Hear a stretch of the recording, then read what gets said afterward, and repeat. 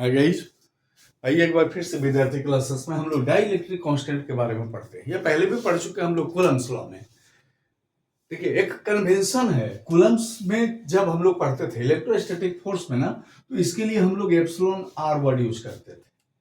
एक हम लोग इसमें यूज करते थे सिंबल जिसका नाम था epsilon R.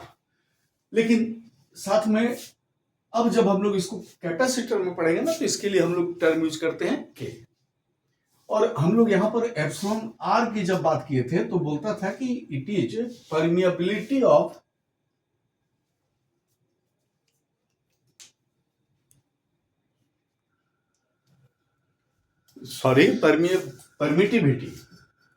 Permittivity of given medium. That means relative permittivity is the ratio of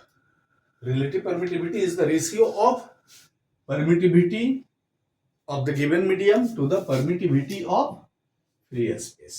ये हम लोग कूलम्ब्स लॉ में पढ़े थे। ये चीज फिर वापस आया कैपेसिटर में। K equal to just K and epsilon r are same, लेकिन डेफिनेशन में अंतर हो जाएगा। इसमें बोलता है कि dielectric constant is ratio of capacitance of capacitor medium between the plate to the capacitance of capacitor, vacuum between the plate or nothing between the plate. That means Cm by C naught। Capacitance उस capacitor का जिसमें हम लोग medium रख दिए हों, और जब कुछ नहीं रखा हुआ वैक्यूम है, एयर बोलिए, तब जब उसका कैपेसिटेंस है, इसके रेशियो को के बोला गया। और इसका यूज हम लोग कई बार अभी आगे करेंगे जब कोई न्यूमेरिकल बनाएंगे ना।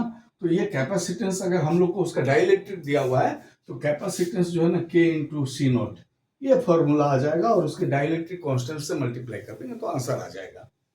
तो ये सिंपल सा चीज था। देखिए, दोनों के बीच का डिफरेंस आपको क्लियर बता रहे हैं, दोनों एक ही चीज है।